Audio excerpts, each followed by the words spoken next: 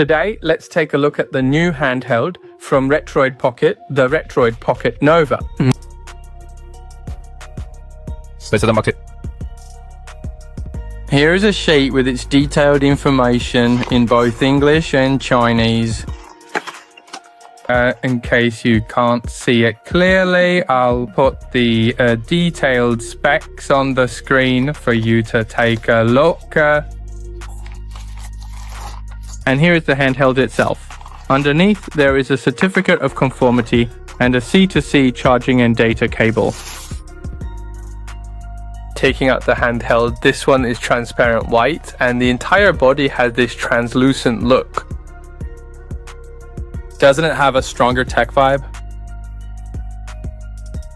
But I still think the purple or the retro one looks better. Here are all the color options and there are quite a few. See which color you like. Let's look at the pricing too. It comes in two configurations, 8 plus 128 and 12 plus 128. Let's check the feel of the D-pad first. The same signature dome switch feel.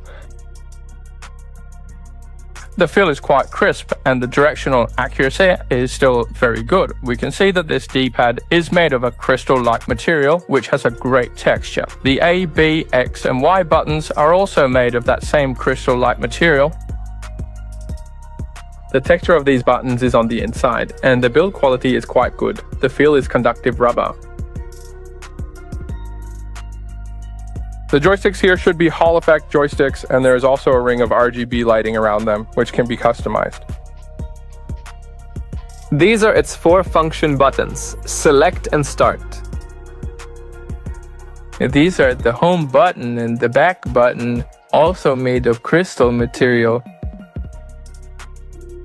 The entire body has a fine matte finish. Even though it is transparent, it is still finely frosted. You can see that the motherboard is black. Alright, looking at the speakers, they are on the left and right sides with openings on the front. Let's check the top. Shoulder buttons, micro switches, they trigger from any position. There are also anti-wobble grooves on top. The trigger buttons. The trigger travel is quite long. Take a look. There are also anti-wobble designs on the top. Oh, we can see that this time M1 and M2 expansion buttons have been added. The power button is here, followed by the volume up and down buttons. Air vent, it features active cooling.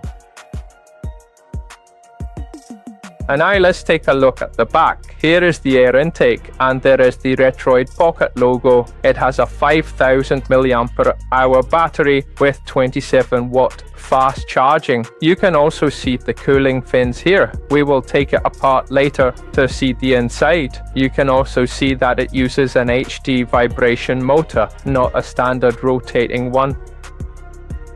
Take a look at the bottom. At the bottom, there is a 3.5mm headphone jack and it supports up to 2 TB of TF card expansion. This is its Type-C port, which is not centered. It is a bit to the left while the center is here. The screen bezel is only gray, matching the black border of the body and screen, while other colors have this black bezel.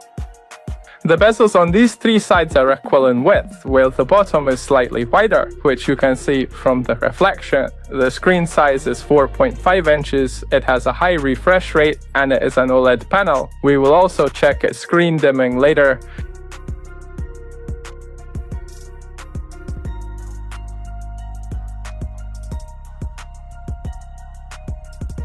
Retroid Pocket logo. You see, this one doesn't have a grip.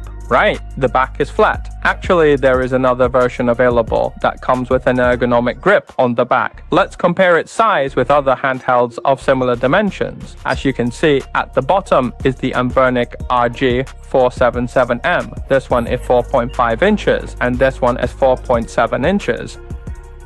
The bezels on this OLED screen are narrower than those on the LCD version. You can compare them at the top to see the difference. The white bottom bezel is about the same as the one on the 477. The body doesn't have the same sharp edges all around. As you can see, the edges on the left and right are slightly softer, fitting the palm better. Alright, let's take a look at its weight. The entire body is plastic. The body weighs 256 grams. This is the metal body 47 centimeter model at 366 grams. In this Antutu benchmark, we see it scored over 1,680,000 points. The processor is the QTI QCS8550, a Qualcomm processor. It's a Snapdragon processor, which is actually a baseband stripped version of the Qualcomm Snapdragon 8 Gen 2. Now, at a 1/4000th shutter speed, let's adjust the brightness. Let's first take a look at the 120 Hz refresh rate. Below 40% is pulse width modulation, and above that is DC light dimming. Now, let's set it to 60.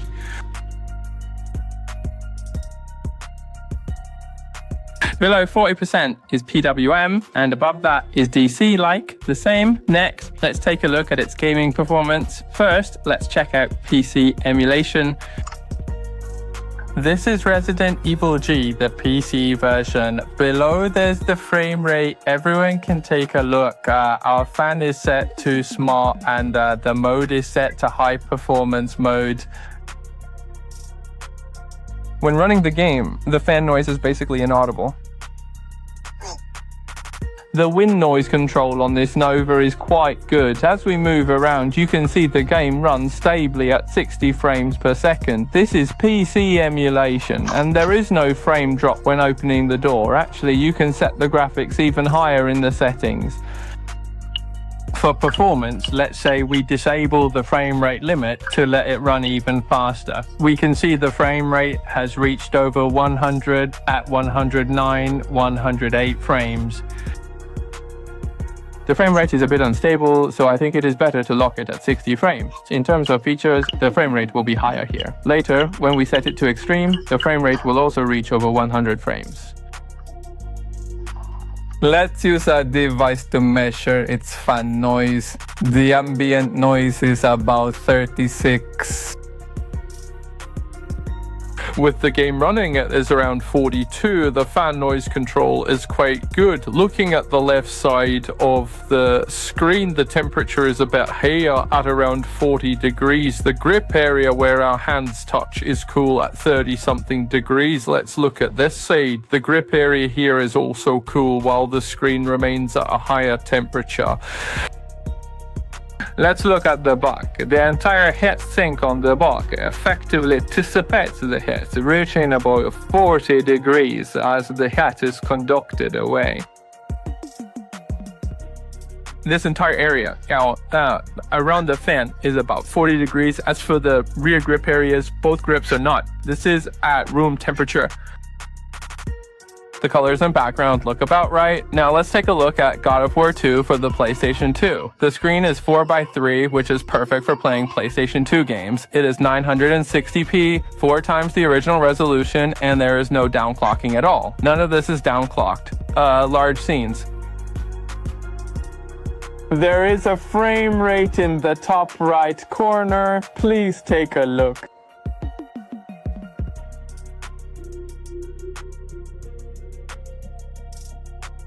4 times native resolution is still very smooth. Sound off, everyone listen to the vibration feedback, placing it on the desk.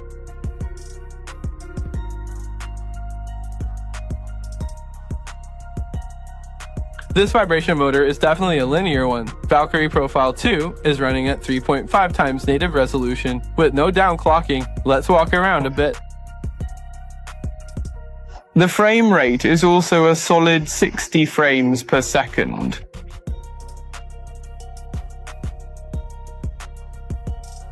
It is quite smooth. Shadow of the Colossus has no downclocking, and the graphics are at 3.5 times the native resolution. Let's move around a bit. Top right corner, 60 frames per second.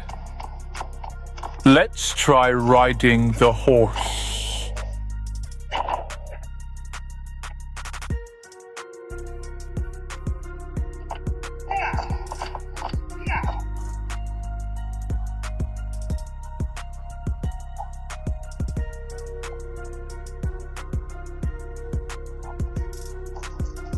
It is also quite good, and 3.5 times is also playable. Of course, then the PvP God of War should also come and give it a try. Pull it to 10 times PvP. Watch the frame rate in the top right corner. This is 10 times PvP resolution.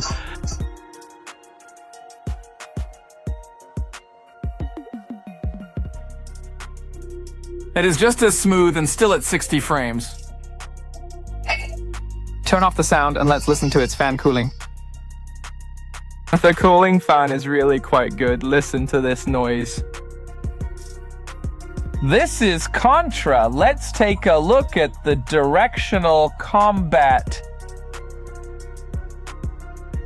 Alright, let's take a look. Snowfalls. The overload shot's directional aim is really strong and it won't miss the target. And then there are fighting games. It's very strong. Fighting games feel comfortable to play, but the overlay isn't that stiff. It feels quite good. Night City at 900 by 120 refresh rate. The average latency is around 15 and the average frame time is around 4. Here we've added the previous expansion screen, which makes it a very comfortable handheld for simulating the 3DS. However, we can see that the compatibility is still an issue. This is an engineering unit, and as you can see, its screen orientation is currently different, and it cannot be corrected. Seeing the previous IP6 expansion is fine, we'll just wait for its over-the-air update. Finally, let's take it apart to see the internal build quality. You can actually tell just by looking at it like this.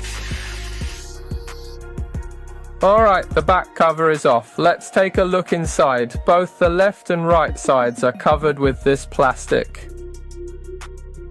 And here are its cooling fins and the cooling fan. The fan has a very high number of blades, which might be the reason it is so quiet. Below is a linear vibration motor and the battery is 5000 mAh. How is the internal build quality? Finally, let's listen to its sound quality. In this small handheld, since the speakers are on the front, the sound quality is actually quite good. To wrap up, as you can see, this 4.5-inch high refresh rate OLED screen has fairly narrow bezels, though the bottom one is a bit wider, which might bother those with OCD. And the best part of the whole device is that the fan noise is very well controlled. We took it apart and saw that the internal fan has many fins. You have all seen the internal build quality, and it is decent. It is just that there is no 256GB option, which might be due to the rising cost of storage.